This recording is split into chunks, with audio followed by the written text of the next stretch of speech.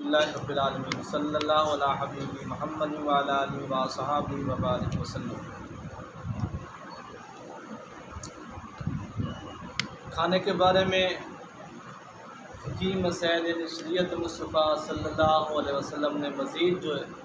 ایک گنجائش رکھی ہے، جس کا ظاہر باطن وہ ہم نے سمجھنا ہے۔ بعض صورتوں میں کھانا فرض ہے، بعض صورتوں میں کھانا کہ کھانے پر ثواب ہے اور نہ کھانے میں عذاب ہے۔ مطلب فرض کب ہے اور نہ کھانے میں عذاب کب ہے؟ اگر بھوک کا اتنا غلبہ ہو کہ جانتا ہو کہ نہ کھانے سے مر جائے گا، اس وقت کھانا کھا لینا جس سے جان بچ جائے وہ کھانا کیا ہے؟ فرض ہے۔ نہیں کھائے گا، اگر اس صورت میں یہاں تک کہ مر گیا تو کیا ہوا؟ گنہگار ہوا۔ اتنا کھا لینا کہ کھڑا ہو کے نماز پڑھنے کی طاقت آ جائے اور روزہ رکھ سکے، یعنی نہ کھانے سے اتنا کمزور ہو جائے کہ کھڑا ہو کر نماز پڑھ سکے اور نہ روزہ رکھ سکے، تو اس مقدار سے کھا لینا ضروری ہے اور اس میں ثواب بھی ہے۔ دوسرا کہ اتنا بندہ کمزور ہو جائے جس کی وجہ سے بندہ کھڑا ہی نہ ہو سکے۔ نماز پڑھنا فرض اور نماز میں قیام کیا ہے؟ وہ بھی فرض۔ لہذا اگر کوئی بندہ نہیں کھاتا تو جس کی وجہ سے نماز نہیں پڑھتا اور نماز کے لیے کھڑا نہیں ہو سکتا، پھر وہ گنہگار ہوا۔ لہذا اتنا ضرور کھائے جس سے وہ روزہ بھی آسانی سے برداشت کر سکے اور نماز بھی آسانی سے ادا کر سکے۔ یہ اس کے لیے ضروری بھی ہے اور ثواب بھی ہے۔ اضطرار کی حالت میں، یعنی جب کہ جان جانے کا اندیشہ ہے، اگر حلال چیز کھانے کے لیے نہیں ملتی تو حرام چیز یا مردار یا دوسرے کی چیز کھا کر اپنی جان بچا لے۔ یہ ہے شریعت مصطفیٰ صلی اللہ علیہ وسلم کہ اللہ تعالیٰ نے کیسے کیسے اور کہاں کا انسان کو گنجائش دی ہوگی۔ اتنا وہ جان لبوں پر ہے، ساتھ ارد گرد کوئی حلال چیز نہیں ہے، نہ روٹی کھانے کے لیے نہ مٹھائی، یہاں تک کہ اس وقت اگر سور خنزیر کا گوشت بھی ہے، شریعت کہتی ہے کہ وہ پھر تھوڑا سا، یہ نہیں کہ زیادہ، اتنا ہے کہ کھا لے۔ فار ایگزامپل اس سے شہر تقریباً 10 میل دور ہے، ٹھیک ہے جناب، تو وہ بندہ مر رہا ہے بھوک سے، اس کے سامنے خنزیر کا گوشت پڑا ہے، تو شریعت کہتی ہے وہ اتنا ہی تناول کر لے جتنا کہ وہ سمجھ لے کہ میں یہ 10 میل آسانی سے میری جان بھی بچ جائے اور 10 میل تک میں سفر بھی کر دوں۔ وہاں پھر کلو سیر نہیں کھانا، اتنا ہی، خواہ وہ ایک چٹان بن جائے خواہ وہ ایک آدھا بن جائے۔ یہاں تک مردار چیز، یہاں تک کہ دوسرے کی چیز بھی بغیر پوچھے کھا سکتا ہے جان بچانے میں۔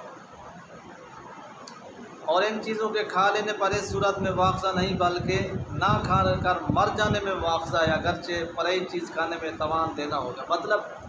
اس وقت پرئی چیز بغیر کچھ بھی کھا لے گا، یہ اور بات ہے کہ وہ اس کے بعد اس کا وہ عفظہ دے گا، معاوضہ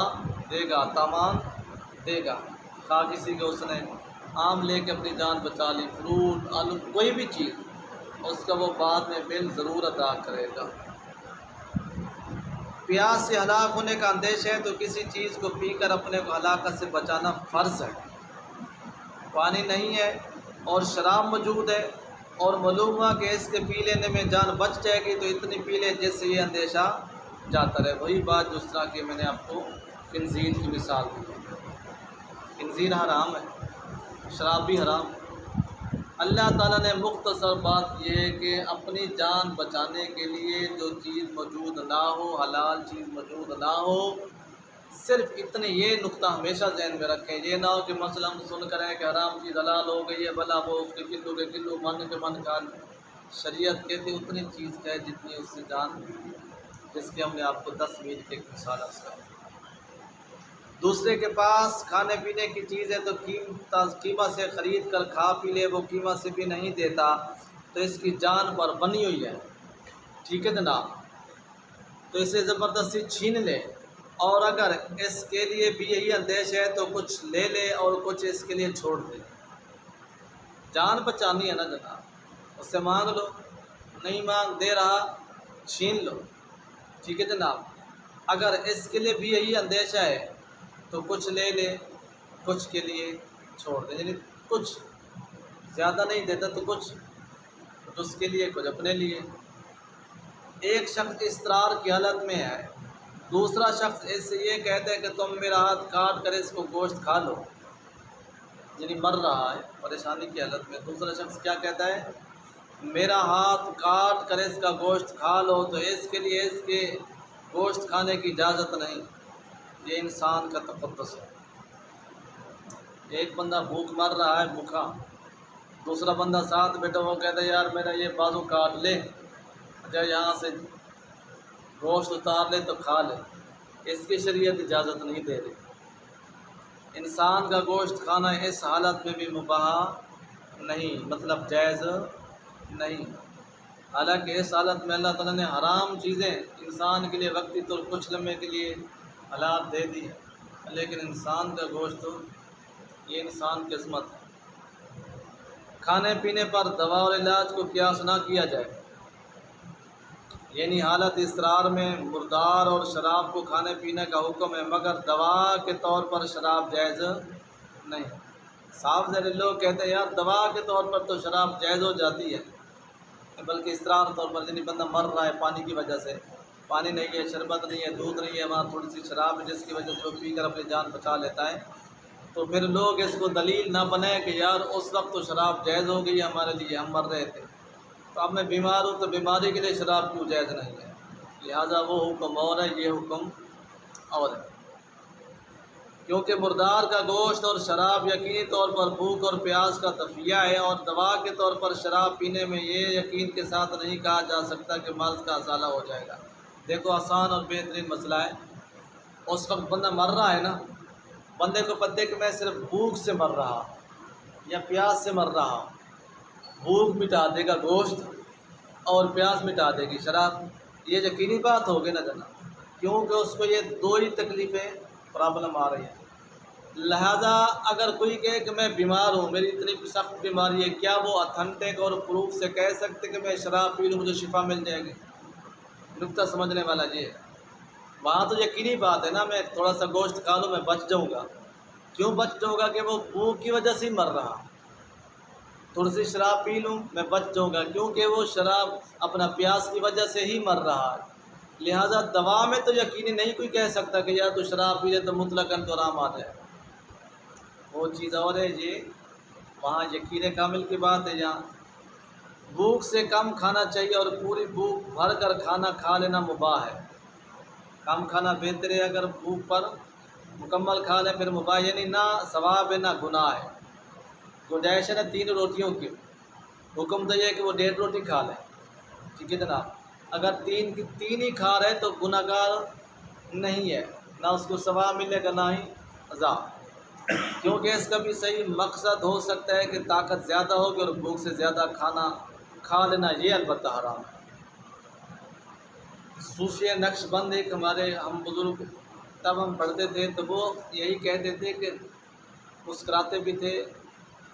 فرماتے بھی تھے دبا کے کھایا کرو، رج کے کھایا کرو، ساتھ ہی جملہ ارشاد فرما دیتے تھے دبا کے کھاؤ، رج کے کھاؤ، پھر اللہ تعالیٰ کی عبادت بھی رج کے کیا کرو۔ اگر کوئی بندہ اس نظریے سے زیادہ کھاتا ہے کہ میں زیادہ کھاؤں، میرے اندر طاقت ہے، میرے اندر قوت ہے، تو انشاءاللہ میں ورد وظائف عبادت ریاضت، تو اس کا زیادہ کھانا بھی ثواب ہے۔ ہاں بھوک سے زیادہ کھا لینا یہ حرام ہے، ٹھیک ہے جناب۔ زیادہ کا یہ مطلب یہ ہے کہ اتنا کھا لینا جس سے پیٹ خراب ہونے کا گمان ہے، مثلا دست آئیں گے یا طبیعت بد مزہ ہو جائے گی، حرام کیوں ہے؟ اس لیے جب وہ اور ہوگا، دست آئیں گے، پیٹ خراب ہوگا، جس کی وجہ سے اس کی نمازیں رہ جائے گی، عبادت رہ جائے گی، اس کے زندگی کے دنیا معاملات رہ جائے گے، وہ تو صاف سے عقل ہی مار رہا ہے زیادہ کھانے کی وجہ سے۔ 10 لگے اس کو زیادہ نہ کھاتا، 10 نہ لگتے نماز کی طرف آ جاتا، ٹھیک ہے۔ موشن تو انسان کو ویسے کمزور کر دیتے ہیں، بد ہضم ہے وغیرہ، بندے کے مرنے کے چانس بھی ہو جاتے ہیں، جس کو بند ہضم بھی کہتے ہیں۔ اگر بھوک سے کچھ زیادہ اس لیے کھا لیا کہ کل کا روزہ اچھی طرح رکھ سکوں گا، روزے میں کمزوری پیدا نہ ہوگی تو حرج نہیں ہے، وہی بات یعنی مباح ہے، جب کتنی ہی زیادتی ہو کہ جس سے معدہ خراب ہونے کا اندیشہ نہ ہو۔ یہ معدہ کیونکہ تمام بیماریوں کی جو جڑ ہے، اتبا حکمہ فرماتے ہیں وہ معدہ ہے۔ معدہ خراب ہے، معدے سے انسان کا خون جاری ہوتا ہے، معدے سے انسان کا وضو نہیں رہتا، معدے سے انسان کو سستی آتی ہے، سستی میں نماز پڑھنا منافقین کا مطلب وہ یہ ساری چیزیں آپ یہ مت سمجھیں کہ شریعت نے حرام کیوں فرما دیا، یہ تو تھوڑی تھوڑی تشریح آپ سماعت فرما رہے ہیں، جب مزید کسی اہل علم کے پاس بیٹھیں گے تو آپ کو پتہ نہیں کتنی وہ شکم بتائے۔ اور معلوم ہے کہ زیادہ نہ کھایا تو کمزوری ہوگی اور دوسرے کاموں میں دقت ہوگی، یوں ہی اگر مہمان کے وہی بات جو ہم نے آپ فرض کر دیا ہے، اگر زیادہ نہ کھایا تو کمزوری ہو جائے گی اور دوسرے کاموں میں دقت ہوگی، ٹھیک ہے جناب۔ ایسے ہی اگر مہمان کے ساتھ کھا رہے ہیں اور معلوم ہے کہ یہ ہاتھ روک دے گا تو مہمان شرما جائے گا اور سیر ہو کر نہ کھائے گا، تو اس صورت میں بھی کچھ زیادہ کھا لینے کی اجازت ہے۔ ایک بندہ 2 روٹیاں کھا چکا ہے، مہمان کہتے ہیں نہیں میرے ساتھ کھاؤ گے تو میں کھاؤں گا،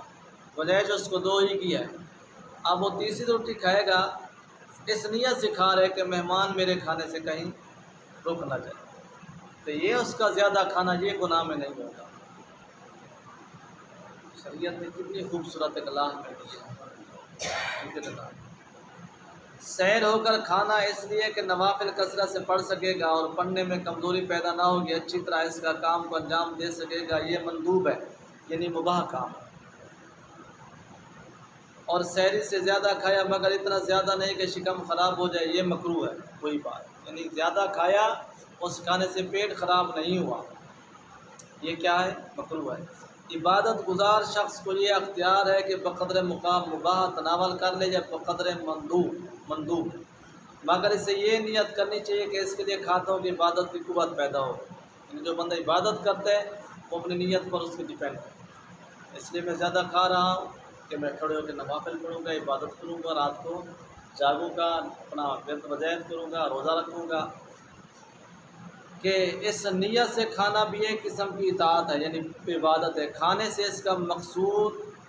تلذذ تعنم نہ ہو کہ یہ بری صفت ہے، قرآن مجید میں کفار کی صفت یہ بیان کی گئی ہے کہ کھانے سے ان کا مقصود تمتع و تفعم ہوتا ہے، اور حدیث پاک میں کثرت خوری کفار کی صفت بیان کی گئی ہے۔ ایک راز ان میں سے یہ بھی ہے زیادہ کھانا یہ کفار کا کام ہے، زیادہ کھانا اس لیے بھی مومن کو منع فرمایا گیا کہ وہ درمیان میں رہے، کفاروں والا تو کام ہم نے کرنا ہی نہیں نہ جناب۔ ریاضت و مجاہدہ میں ایسی تقلیل غذا کی عبادت مفروضہ کی ادا میں ذوق پیدا ہو جائے، مثلا اتنا کمزور ہو گیا کہ کھڑا ہو کر نماز نہ پڑھ سکے گا، یہ ناجائز ہے۔ مطلب اتنی عبادت بھی بندہ نوافل عبادت جو ہے، رات کو جاگنا، روزے نوافل رکھنا، وظائف کیتی رکھنا، کھانا کم کھانا، تو یہ پوزیشن نہ آ جائے کہ فرض نماز بندہ کھڑے ہو کے نہ پڑھ سکے۔ ایک بندہ رات کو جاگتا ہے، ٹھیک ہے جناب، تو جاگنے سے سستی آ جاتی ہے، کہیں جب صبح کی وہ جماعت ادا کرتے اس کو پتہ 10 منٹ دوبارہ مان لگ بھی جائیں گے، تو یعنی وہ رات کے جاگنے سے وہ کھڑا نہیں ہو سکتا، بیٹھ کے نماز پڑھ رہا ہے، تو اس طرح کا جاگنا اس کے لیے فائدہ مند نہیں ہے، کیونکہ نماز فرض ہے، اس کا جاگنا کیا ہے؟ مباح اور نوافل۔ اور اگر ایسا حد کی کمزوری نہ پیدا ہو تو کوئی حد نہیں، جس طرح کہ اللہ تعالیٰ کے ولی ساری رات جاگتے تھے اور فرض نماز ایسے ادا کرتے تھے جو سبحان اللہ بڑے بڑے پہلوانوں سے بھی زیادہ، خوراکیں بھی ان کی بڑی قلیل ہوتی تھی۔ زیادہ کھا لیا ہے اس لیے کہ کہہ کر ڈالے گا، اور یہ صورت اس لیے مفید ہو تو حرج نہیں، کیونکہ بعض لوگوں کے لیے یہ طریقہ نافع ہوتا ہے، کہہ کر ڈالنے سے ان کو صحت آ جاتی ہے، جب معدہ ٹھیک ہو جاتا ہے، جب جو بھی ان کی سستی کمزوری کہلی ختم ہو جاتی ہے، بعد جب شریعت کہتی ہے تو یہ طریقہ ہمیں حرج نہیں ہے۔ طرح طرح کے میوے کھانے میں بھی حرج نہیں، اگرچہ افضل یہ ہے کہ ایسا نہ کریں، مطلب ہے ادھر سے آم کھا لیا، ادھر سے فروٹ کھا لیے، بادام کھا لیے، چلغوزے کھا لیے، یہ بھی طرح طرح یہ بھی کافی بھوک سے بھی اوپر چلے جاتے ہیں، ٹھیک ہے جناب۔ ہاں صوفیاء کے نزدیک ایسا ٹھیک نہیں ہے، لیکن اگر کھا لے تو کوئی حرج نہیں۔ جوان آدمی کو یہ اندیشہ ہے کہ سحر ہو کر کھائے گا تو غلبہ شہوت ہوگا، تو کھانے میں کمی کرے، جتنا زیادہ کھائے گا اتنا ہی زیادہ اس کو کہ غلبہ شہوت نہ ہو، مگر اتنی کمی بھی نہ کرے کہ عبادت میں تقصیر پیدا ہو جائے، وہی بات ہے عبادت میں کمی آ جائے، خلل پیدا ہو جائے۔ اس طرح بعض لوگوں کو گوشت کھانے سے غلبہ شہوت ہوتا ہے تو وہ بھی گوشت میں کمی کرتے ہیں، کیونکہ شہوت جو ہے نا یہ انسان کے تمام گناہوں کے لیے جو ہے نا ایک آلہ ہے۔ شہوت انسان کو جھوٹ بلواتی ہے، شہوت انسان کو گناہ کرواتی ہے، شہوت انسان کو چوری کرواتی ہے، شہوت انسان کو یعنی یہ تمام جس طرح جھوٹ تمام برائیوں کی جڑ ہے نا، تو سمجھیں کہ شہوت بھی ایسے ہی کا اتنا ہی یعنی کہ معاملے کا گناہ۔ ایک قسم کا کھانا ہوگا بقدر حاجت نہ کھا سکے گا، طبیعت گھبرا جائے گی، لہٰذا کئی قسم کے کھانے تیار کراتا ہے کہ سب میں سے کچھ کھا کر ضرورت پوری کر لے گا۔ اس مقصد کے لیے متعدد قسم کے کھانے میں حرج نہیں ہے۔ اس کو پتہ ہے میں نے کھانا روٹی کھا لی نا،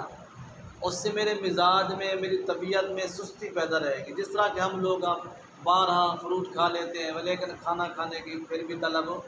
باقی رہتی ہے، چاول کھا لیا پھر بھی گندم کھانے کی طلب باقی رہتی ہے، جوس پی لیا پھر بھی کھانے کی طلب باقی رہتی ہے۔